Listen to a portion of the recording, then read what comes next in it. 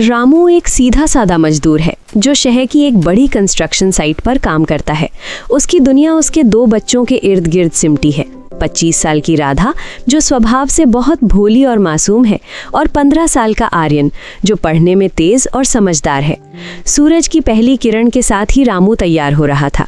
राधा रसोई में चूल्हा फूंक रही थी।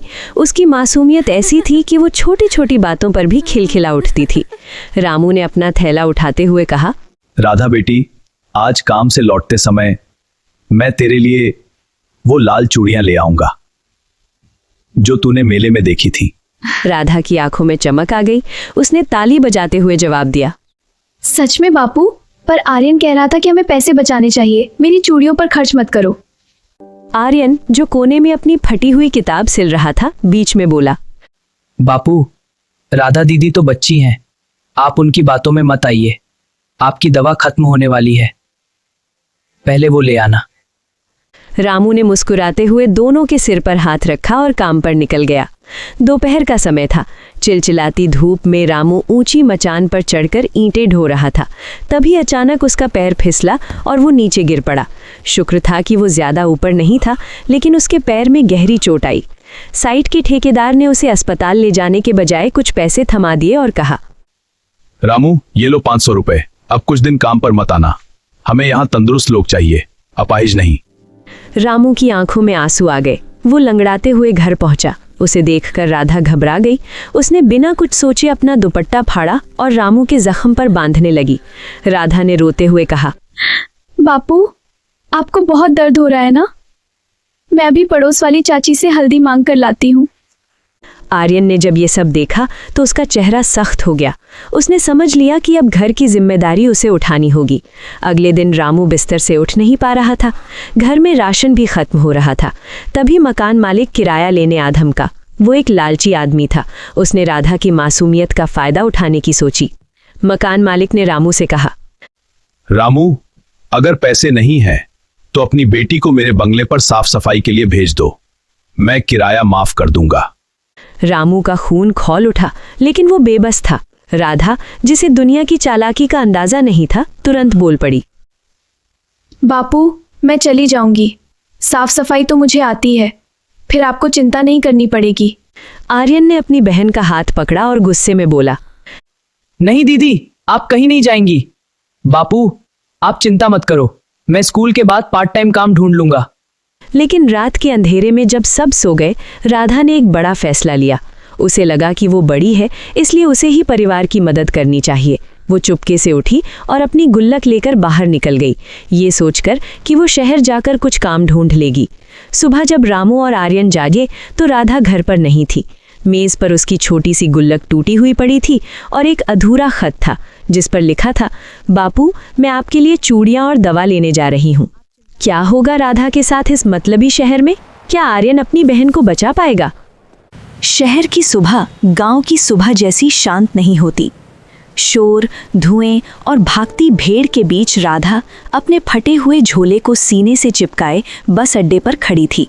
उसने कभी अकेले घर की दहलीज नहीं लांघी थी, लेकिन बापू के जख्म और आर्यन की फटी किताब ने उसे हिम्मत दे दी थी। राधा एक बड़ी कोठी के सामने खड़ी हुई। उसे लगा कि यहाँ काम मिल जाएगा। वहाँ एक सजी धजी औरत कार से उतर रही थी। राधा ने मासूमियत से उसके पास जाकर कहा, मेम साहब, क्या मुझे यहाँ सफाई का काम मिलेगा? मेरे बापू को चोट लगी है और मुझे उनके लिए दवा खरीदनी है। उस औरत ने राधा को ऊपर से नीचे तक देखा और नाक सिकोड़ते हुए बोली, यहाँ कोई जगह नहीं है, और देखो, यहाँ गंदगी मत फैलाओ, किनारे हटो। राधा का दिल बैठ गया। वो समझ नहीं पा रही थी कि लोग इतने रूखे क्यों हैं। वो आगे बढ़ी जहाँ एक ढाबे पर बहुत भीड़ थी। ढाबे का मालिक, जो एक लालची और चालाक आदमी था, राधा की मासूमियत ताड़ गया। उसने मुस्कुराते हुए कहा, अरे बिटिया, काम चाहिए, यहाँ आ जाओ। बर्तन धोने के बदले में तुम्हें शाम को 200 रुपए और खाना मिलेगा। राधा खुश हो गई और बोली, सच में काका? क्या मैं शाम को ये पैसे लेकर बापू के पास जा सकूंगी? ढाबे वाले ने कुटिलता से कहा, हाँ हाँ, क्यों नहीं, बस काम शुरू करो। इधर गांव में कोहराम मचा था। रामू अपने घायल पैर के साथ घिसटते हुए बाहर आया। आर्यन बेहवास होकर गलियों में चिल्ला रहा था, दीदी, ओ दीदी, कहाँ हो आप? पड़ोसियों ने बताया कि आर्यन, धीरे सांस लो। बेटा, हमने राधा को सुबह की बस में बैठते देखा था। वो शहर की तरफ जा रही थी। आर्यन ने बिना देर किए अपनी पुरानी साइकिल उठाई। उसके पास बस के पैसे नहीं थे, इसलिए उसने 15 किलोमीटर दूर शहर तक साइकिल चलाने का फैसला किया। रामू ने रोते हुए आर्यन से कहा, बेटा, राधा दुनियादारी नहीं जानती। उसे कोई भी बहला देगा। उसे वापस ले आ। हमें पैसे नहीं चाहिए, हमें हमारी बिटिया चाहिए। बापू, आप हौसला मत हारिए। मैं दीदी को लेकर ही घर आऊंगा, चाहे मुझे पूरा शहर क्यों न छानना पड़े। ढाबे पर दोपहर के 3 बज चुके थे। राधा के कोमल हाथ बर्तनों की कालिख और जूठन से काले पड़ चुके थे। उसकी पीठ में दर्द था, लेकिन वो मुस्कुरा रही थी कि आज वो बापू के लिए दवा ले जा पाएगी। तभी ढाबे वाले ने उसे एक गंदा थैला दिया और कहा, अरे 16 साल की लड़की, जाओ इसे पीछे वाले गोदाम में रखाओ। जब राधा अंदर गई तो उसने देखा कि वहां और भी छोटे छोटे बच्चे डरे हुए बैठे थे। उसे एहसास हुआ कि ये काम नहीं बल्कि कुछ और है। वो डरकर बाहर भागने लगी। तभी ढाबे वाले ने उसका हाथ पकड़ लिया। राधा चिल्लाई, छोड़ो मुझे, मुझे घर जाना है। मुझे पैसे नहीं चाहिए, बस मुझे जाने दो। ढाबे वाला दहाड़ा, अरे ओ 16 साल की भोली लड़की, अब यहाँ से जाना इतना आसान नहीं है। अब तू यही काम करेगी और जो मैं कहूंगा वही होगा। राधा ने हिम्मत दिखाई और उसके हाथ पर काट लिया। वो भागकर सड़क की ओर दौड़ी। पीछे से ढाबे के गुंडे उसके पीछे लग के। आर्यन शहर पहुंच चुका था। उसकी साइकिल की चेन टूट गई थी और वो पैदल ही गलियों में भटक रहा था। तभी उसने एक लड़की को भागते हुए देखा जिसके पीछे 2 आदमी थे। आर्यन चिल्लाया, दीदी भागो, मैं यहाँ हूँ। राधा ने आर्यन की आवाज सुनी और उसकी तरफ दौड़ी। वो आर्यन के गले लगकर फूट फूट कर रोने लगी। राधा ने सुबकते हुए कहा, आर्यन, मुझे माफ कर दे। मैं तो बापू की मदद करना चाहती थी, पर ये लोग बहुत बुरे हैं। आर्यन ने उसे अपने पीछे छुपाया और उन गुंडों के सामने खड़ा हो गया।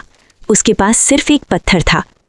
आर्यन ने गरज कर कहा, खबरदार जो मेरी दीदी के करीब आए, पुलिस पास ही है, भाग जाओ यहाँ से। गुंडे आर्यन की हिम्मत देखकर एक पल के लिए रुके। तभी वहां से एक पुलिस की गाड़ी गुजरी और वे डर कर गली में गायब हो गए। लेकिन मुसीबत अभी टली नहीं थी। राधा को तेज बुखार चढ़ गया था और वे दोनों एक अनजान शहर में बिना पैसों के अकेले थे। शाम ढल रही थी और घर पहुंचने का कोई रास्ता नहीं दिख रहा था। आर्यन ने राधा को एक पार्क के बेंच पर बिठाया। रात गहरा रही थी। अचानक एक महंगी कार उनके सामने आकर रुकी। कार की खिड़की नीचे हुई और एक बुजुर्ग व्यक्ति ने उन्हें देखा। बुजुर्ग ने पूछा, बच्चे, तुम दोनों यहाँ इस वक्त क्या कर रहे हो बेटा? और ये लड़की इतनी बीमार क्यों लग रही है? पार्क की बेंच पर बैठी राधा का शरीर बुखार से तप रहा था।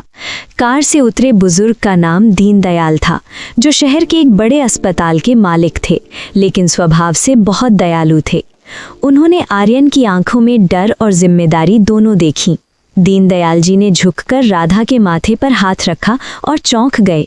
उन्होंने तुरंत अपने ड्राइवर से कहा कि वो पास की डिस्पेंसरी से दवा और पानी लेकर आए। दीनदयाल जी ने आर्यन से पूछा, बेटा, इतनी रात को तुम अपनी बहन के साथ यहाँ क्या कर रहे हो? क्या घर का पता भूल गए? आर्यन ने सिसकते हुए पूरी कहानी सुनाई। बापू की चोट, मकान मालिक की धमकी, राधा की मासूमियत और ढाबे वाले की दारिंदगी। सुनते सुनते दीनदयाल जी की आंखें नम हो गई। आर्यन ने हाथ जोड़कर कहा, साहब, हमें बस घर पहुंचा दीजिए। मेरी दीदी बहुत भोली है, वह ये शहर नहीं झेल पाएगी। दीनदयाल जी ने मुस्कुराते हुए कहा, घबराओ मत बेटा, पहले तुम्हारी दीदी का इलाज कराते हैं। अगली सुबह एक सफेद कार रामू की झोपड़ी के सामने आकर रुकी। रामू रात भर जागकर दुआएं मांग रहा था। जैसे ही उसने राधा और आर्यन को कार से उतरते देखा, वो लड़खड़ाता हुआ बाहर आया और दोनों को सीने से लगा लिया। राधा ने बापू के गले लगकर कहा, बापू, ये दादाजी बहुत अच्छे हैं, इन्होंने मेरी जान बचाई। तभी दीनदयाल जी कार से बाहर आए। उन्होंने रामू की फटी हुई पट्टी और उसकी हालत देखी। उन्होंने रामू के कंधे पर हाथ रखा। दीनदयाल जी ने गंभीरता से कहा, रामू भाई, मैंने तुम्हारे बच्चों की हिम्मत देखी है। आज के जमाने में ऐसे संस्कार मिलना मुश्किल है। मैं तुम्हें अपने अस्पताल में एम्बुलेंस चलाने या देखरेख का काम दे सकता हूं, जहां तुम्हें रहने के लिए छोटा क्वार्टर भी मिलेगा। मकान मालिक जो किराया लेने और राधा पर बुरी नजर रखने आया था, ये सब देख रहा था। उसने रौब झाड़ते हुए कहा, अरे साहब, ये लोग गरीब हैं, ये आपके अस्पताल का काम क्या समझेंगे? पहले मेरा पिछला किराया चुकाओ, फिर कहीं जाना। दीनदयाल जी ने सख्त लहजे में जवाब दिया, किराया मिल जाएगा, और पुलिस को उस ढाबे वाले की जानकारी भी दे दी गई है जहां इसने राधा को फंसाया था। अगर तुमने इन बच्चों को दोबारा परेशान किया तो अगला नंबर तुम्हारा होगा। मकान मालिक डरकर वहां से खिसक गया। आर्यन ने दीनदयाल जी की तरफ देखा और पूछा, साहब, क्या मैं अपनी पढ़ाई जारी रख पाऊंगा? मुझे डॉक्टर बनना है, ताकि बापू जैसे मजदूरों को कभी इलाज के लिए भटकना न पड़े। बिल्कुल बेटा, तुम्हारी पढ़ाई का जिम्मा मेरी संस्था उठाएगी। बस वादा करो कि तुम अपनी इस ईमानदारी को कभी नहीं छोड़ोगे। 1 महीने बाद रामू अब अस्पताल की वर्दी में साफ सुथरा लग रहा था। उसका पैर अब ठीक था। राधा अस्पताल के बगीचे में छोटे बच्चों को कहानियां सुनाती थी और आर्यन अपनी नई स्कूल ड्रेस में स्कूल जा रहा था। शाम को घर लौटते समय रामू ने राधा के हाथ में एक छोटा सा पैकेट दिया। राधा ने खोला तो उसमें वही लाल चूड़ियां थीं। राधा ने खिलखिलाते हुए कहा, देखो आर्यन, बापू मेरी चूड़ियां ले आए। आर्यन ने मुस्कुराते हुए कहा, दीदी, ये चूड़ियां सिर्फ कांच की नहीं है, ये बापू की मेहनत और हमारी जीत की निशानी है। भगवान बस इतनी कृपा रखना कि मेरी बेटी की मासूमियत और मेरे बेटे का हौसला हमेशा सलामत रहे।